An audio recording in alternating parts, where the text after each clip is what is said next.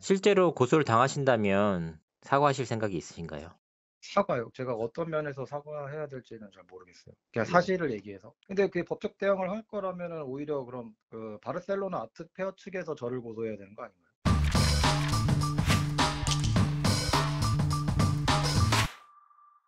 자기소개를 좀 간단하게 먼저 부탁을 드려도 될까요? 네, 안녕하세요. 저는 미술 작가 이진석이라고 합니다. 이번에 그 솔비 씨 그 대상 수상에 대해서 제일 먼저 문제 제기를 해 주셨는데 네. 어떤 배경에서 이 같은 문제 제기를 하신 건가요? 제가 그 대상을 받다는 소식을 이제 이렇게 해서 이렇게 접하게 됐어요. 바르셀로나까지 가서 대상을 받았구나 이렇게 해서 봤는데 뭔가 좀 이상한 거예요. 처음 음. 들어보는 아트 페어기도 했고 음.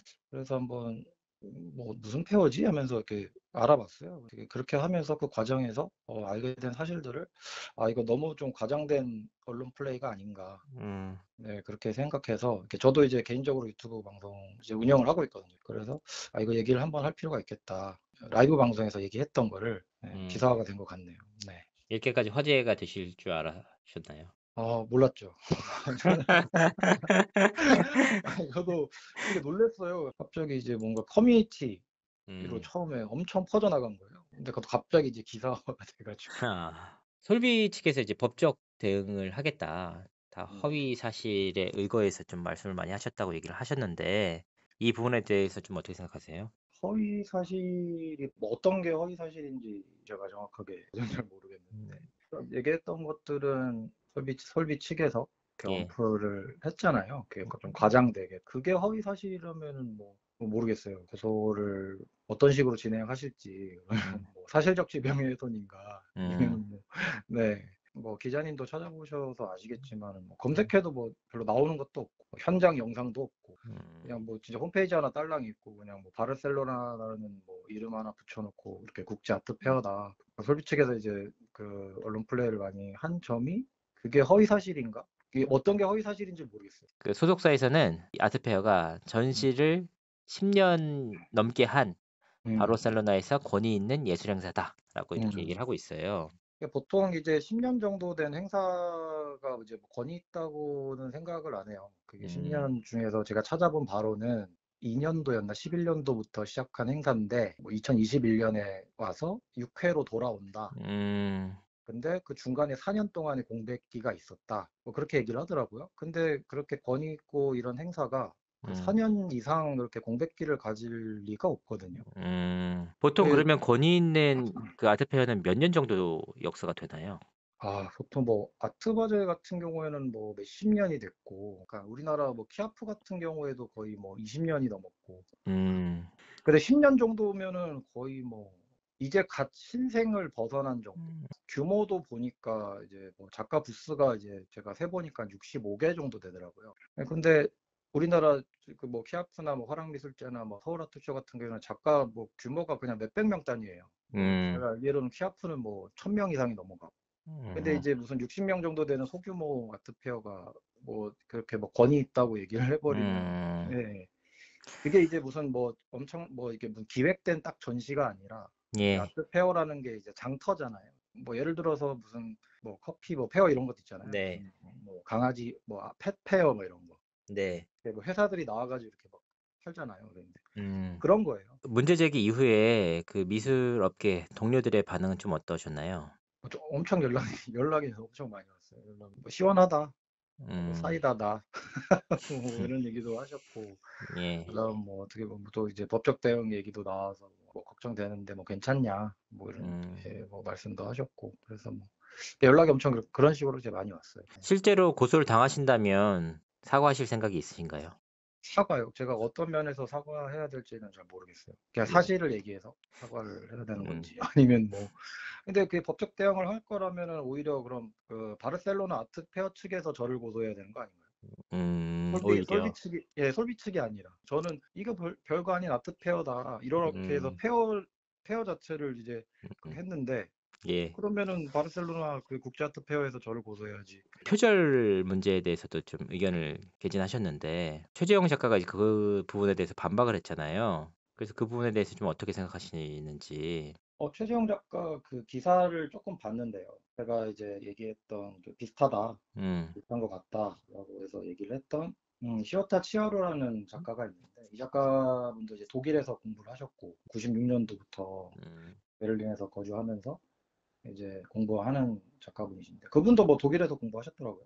예. 뭐 그래가지고 그 인스타 글을 보니까 자기도 뭐 베니스 비엔날레인가 그 2015년도에 그 처음 봤다. 뭐 그렇게도 언급을 하셨고 했던 글이 시오타도 계속 전시를 해왔겠지만 그렇게 이미지상으로 봤을 때 비슷하다는 이야기를 많이 들어. 내 음. 논문에도 이미지적으로 비슷한 작업으로 시오타 작업을 언급한 적도 있다. 근데 본인 스스로도 비슷하다는 얘기를 들었다고 이렇게 언급을 했는데 그럼 여기서 내가 그게 비슷하다, 비슷한 음. 것 같다라고 얘기를 한 거 가지고 또 법적으로 저한테 뭐 법적 대응을 하겠다는 것도 좀 웃긴 것 같기도 하고. 근데 비슷하다는 것과 약간 표절이다라고 하는 음, 것과는 좀 음, 다른 부분이니까. 저도 기억으로는 영상에서 표절이라고 한 게 아니라 이거 좀 그 시어타 치아루가 생각하는 게 음. 비슷하지 않나라고 이렇게 언급을 했던 것 같은데. 어쨌든 표절에 대해서 뭐 적극적으로 얘기하신 적이 없다는 거죠? 그렇죠, 그냥 비슷하다. 그 사실 좀 이번에 문제가 되는 게 그 네. 솔비씨의 소속사인 가나 아틀리에가 상당히 음, 뭐 "미술계의 실세다." 이런 얘기를 네. 많이 하시는데 실제로 미술계에서 좀 파워가 있는 곳인가요? 그럼요. 기업으로 따지면은 뭐 최고 대기업 보시면 될 것 같아요. 어. 네. 그리고 서울 옥션이라는 곳도 아마 가나아트에서 운영을 하는 걸로 알고 있고, 일단 그렇게 큰 실세 소속사에서 이제 솔비씨를 대대적으로 밀고 있다 이렇게 보면 되는 걸까요? 그렇죠. 그럴 수밖에 없기는 하죠. 왜냐면 자기들이 이제 그 전속으로 두고 있는 작가니까 어떻게든 이제 케어를 하고 뭐 음. 홍보를 해서 이제 활동을 이제 뭔가 계속적으로 이제. 네. 근데 거기에서 이제 너무 과장된 언론 플레이라든가 이런 거는 너무 좀 많이 해왔어요.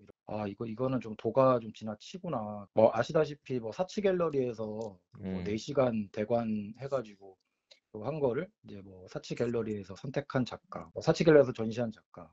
근데 사치 갤러리에서 전시했다는 게 이제 전 세계적으로 굉장히 이제 주목을 받는 어떤 음. 요. 명예로운 타이틀이죠. 그쵸, 그쵸, 그쵸. 되게 명예로운 건데 그거를 이제 미술 쪽 관계자들도 다 모두 다 알고 있고 그런 게 얼마나 중요하고 음. 굉장히 이제 뭔가 명예로운 일인지 다 알고 있지만 음. 근데 그런 식으로 이제 대관을 해서 하는 거는 별로 그렇게 뭐 알아주진 않아요. 그 예. 솔비 그 MAP 크루라는 뭐 그 음. 소속사가 있더라고요. 그 거기 예. 대표님이 제가 알기로는 가나 뭐 친인척이라고 이시라고 저는 알고 있어요. 제가 음. MAP 크루 그 소속사가 예. 대표님이 그 가나에서 일을 하신 적이 있더라고요. 저기 실제로?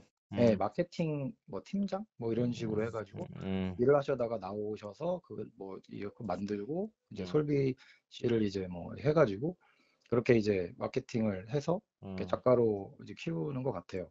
근데 일단은 이런 얘기하면 좀 웃으실 수도 있지만 이제 네, 비난 여론 중에 하나가 네, 어쨌든 1등 하지 않았느냐. 음, 작가님께서 그 대회 나가면 1등 하실 수 있느냐. 네, 사실 1차원적인 문제제기는 하지만 이런 음, 말들도 많이 나오고 있거든요. 네, 네, 네.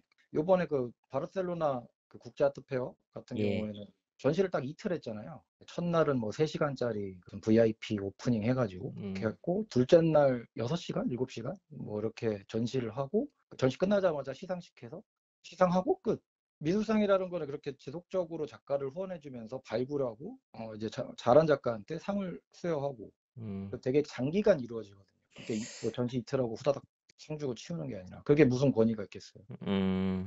이후에도 또 어떤 얘기가 나오냐면 어쨌든 음, 솔비 씨의 작품이 개인전 이제 하신다고 하는데 뭐 벌써부터 음, 고가에 팔린다. 뭐 전공자가 보기에 뭐 예술적인 가치가 있든 없든 어쨌든 솔비 씨의 작품이 제대로 된 평가를 받은 게 아니냐. 이번에 계속 그 언론 플레이를 하면서 계속 음. 기사 말미에 계속 한 편, 뭐 솔비는 뭐 어디에서 며칠까지 개인전 한다. 계속 모든 기사에 거의 다 한 편, 뭐 음. 이러면서 계속 나오더라고요. 음. 저 고소한다는 뭐 저기 뭐야 그 법적 대응 한다는 그 기사까지 아마 그게 들어가 음. 있는 걸로 알고 있는데. 근데 그런 식인 거예요. 그렇게 하면서 수린이 아닌 일반인들 대상으로는 와 대단한 작가가. 그러니까 이렇게 빌드업을 한 거죠. 그러면은 일반인들은 속을 수밖에 없잖아요.